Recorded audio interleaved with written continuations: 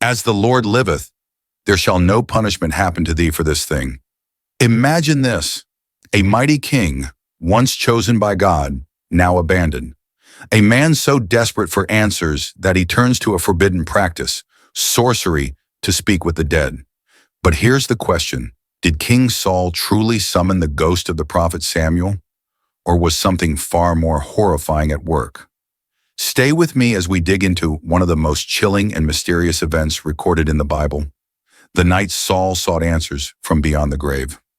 Welcome to Bible Stories, where we uncover the most mysterious and powerful stories from the Bible. If you love deep biblical insights and fascinating Bible history, make sure to like, share, and subscribe to stay updated with our latest videos. And trust me, you don't want to miss what happens next. The shocking truth will leave you speechless. Saul was once a mighty king, chosen by God to lead Israel, but now he stood alone, abandoned, desperate, and afraid. His reign had once been blessed, but because of his disobedience, he had lost favor with the Lord. 1 Samuel chapter 28 verse 3 tells us, "Now Samuel was dead, and all Israel had lamented him and buried him in Ramah, his own city. And Saul had put away those that had familiar spirits and the wizards out of the land." The great prophet Samuel, the man who had anointed Saul as king, was gone. And with his death, Saul lost the only voice of divine guidance he had known. But Saul's troubles were far from over. The Philistine army had gathered, preparing for battle. Their forces were strong, their numbers overwhelming. Saul, seeing their might, was filled with fear and trembling. 1 Samuel chapter 28 verses 5 to 6 tell us, "When Saul saw the army of the Philistines, he was afraid, and his heart trembled greatly. And when Saul inquired of the Lord did not answer him, either by dreams or by Urim or by the prophets. God had turned away from Saul. There were no dreams to guide him, no prophets to deliver a message, no priestly Urim to reveal God's will. The silence from heaven was deafening. In desperation, Saul sought a way, any way, to know what would happen.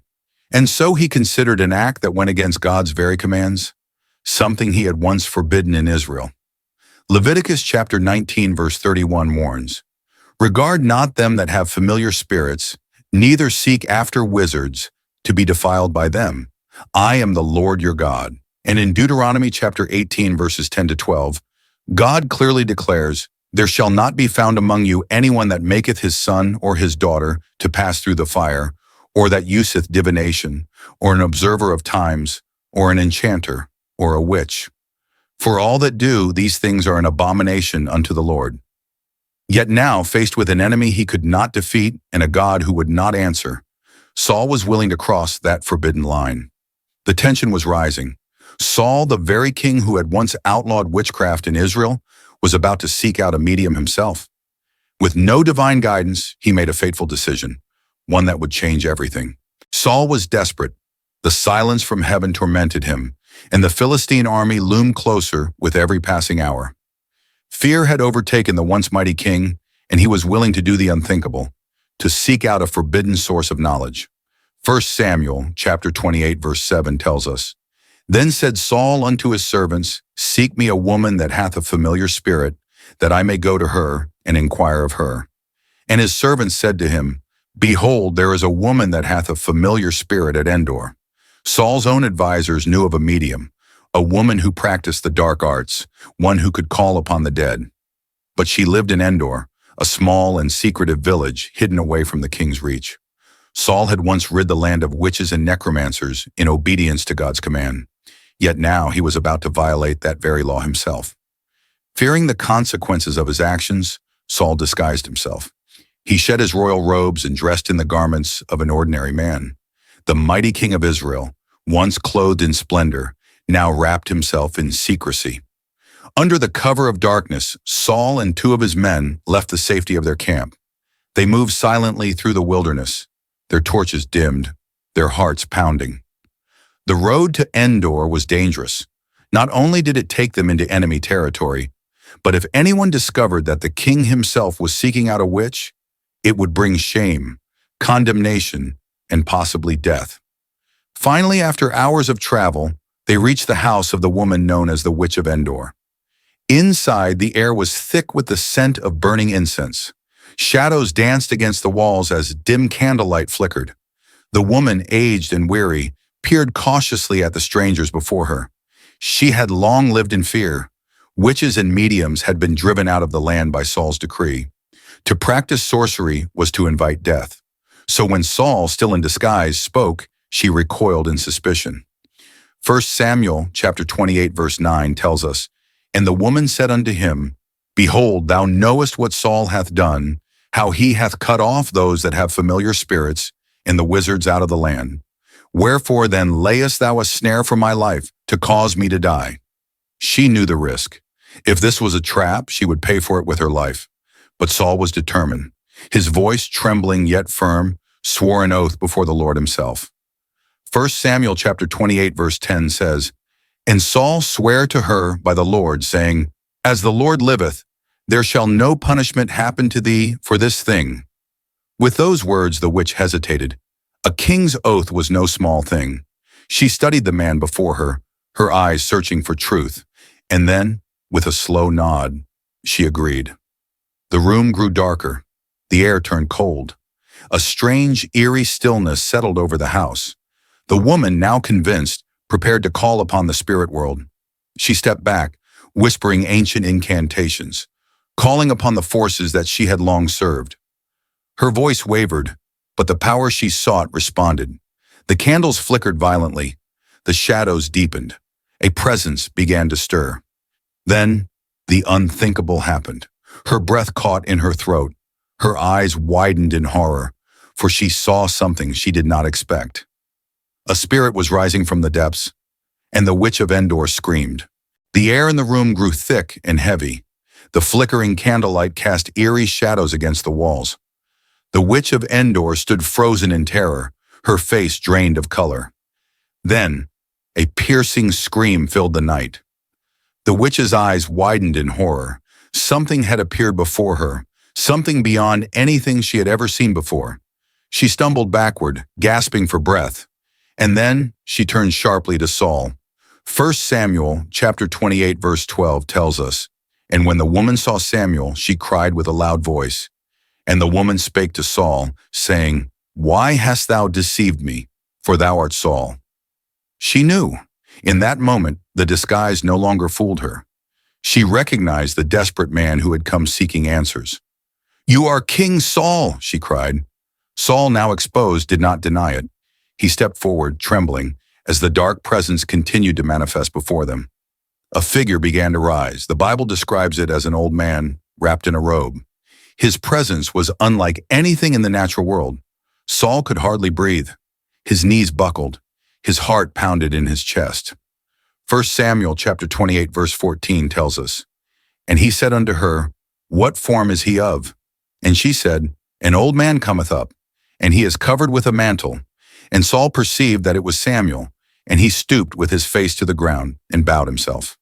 There in the dimly lit room stood the spirit of Samuel. Saul, now on his knees, felt a chill run down his spine. His voice cracked as he spoke. "Samuel, I am in great distress. The Philistines are waging war against me, and God has turned away from me. He no longer answers me, neither by prophets nor by dreams. I have summoned you so you may tell me what to do."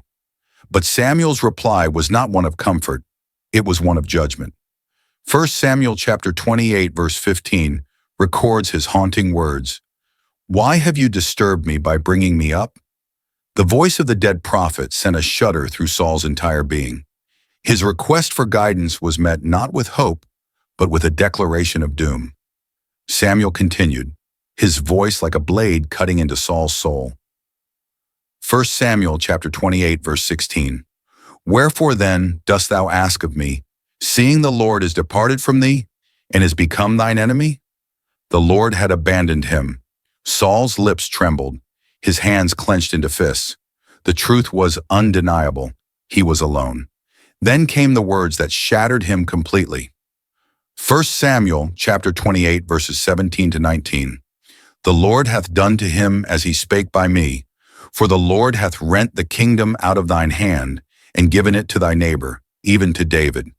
Because thou obeyedst not the voice of the Lord, nor executedst his fierce wrath upon Amalek, therefore hath the Lord done this thing unto thee this day.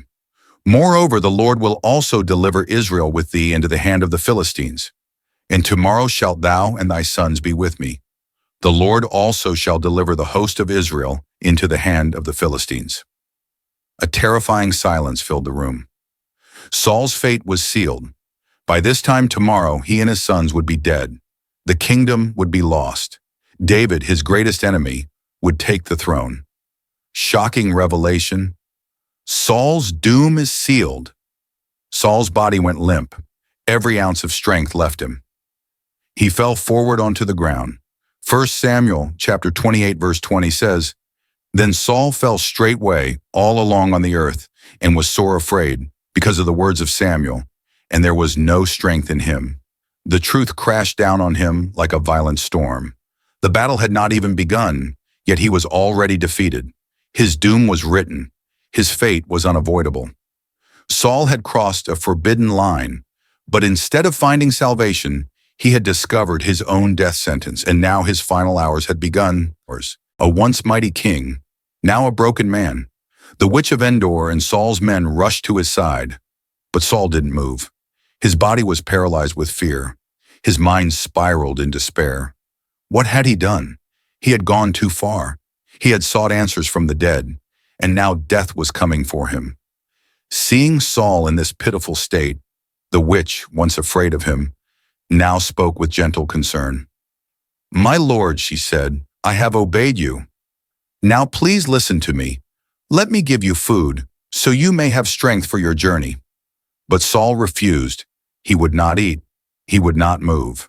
Darkness had consumed him, and nothing mattered anymore. His men, desperate to keep their king alive at least a little longer, begged him to eat. Finally, he gave in. The witch prepared a meal, a fattened calf and unleavened bread. Saul forced himself to eat, but it was a meal of doom. It was his last supper. And then he stood up. His legs were weak. His heart was heavier than ever. Without another word, he walked out into the night. He knew this was his final night on earth.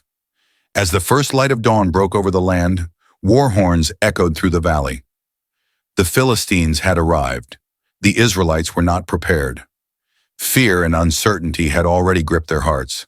Their king, the man who was supposed to lead them, was already defeated before the battle even began. The enemy charged. Swords clashed. Arrows rained from the sky. The battle was fierce, but the Philistines overwhelmed the Israelites. Then came the worst blow of all. Saul's sons were slain. Jonathan, Abinadab, Malchishua, all dead. The prophecy was unfolding before Saul's very eyes. The Philistine archers took aim.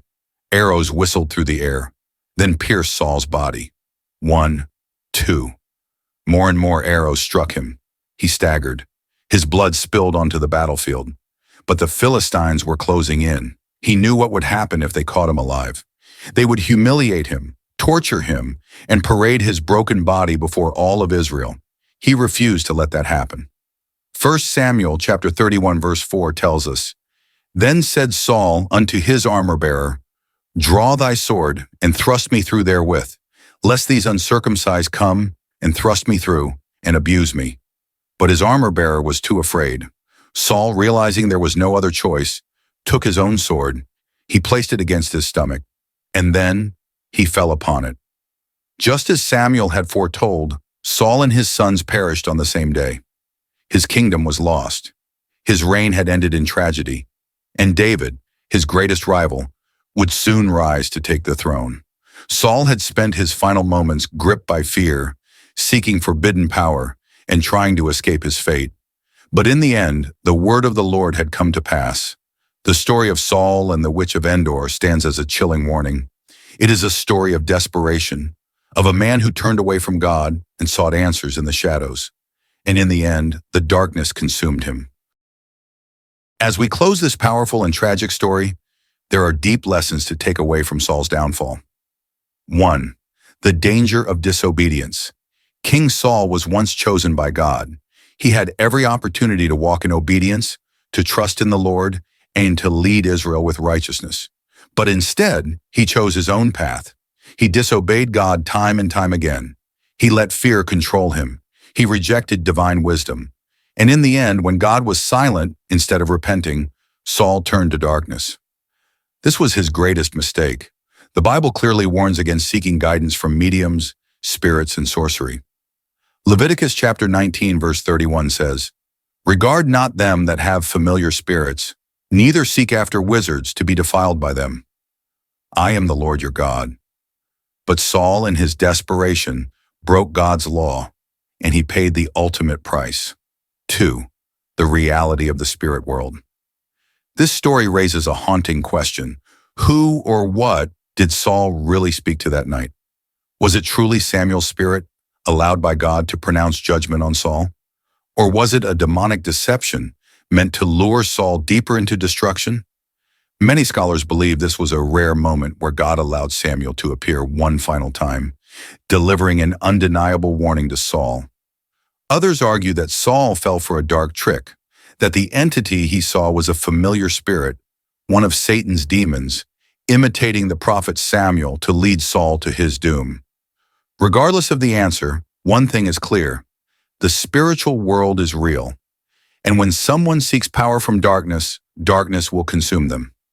Now I turn the question to you. Was this a lesson in God's justice, or a warning against the dangers of witchcraft? Do you believe Saul really spoke to Samuel, or was it something else? Let me know in the comments. I'd love to hear your thoughts. And if you enjoyed this deep dive into one of the most mysterious events in the Bible, don't forget to like this video, subscribe for more biblical mysteries, share with someone who would find this story fascinating. Your support helps this channel grow and allows us to bring you even more incredible Bible stories. Thank you for watching, and God bless you.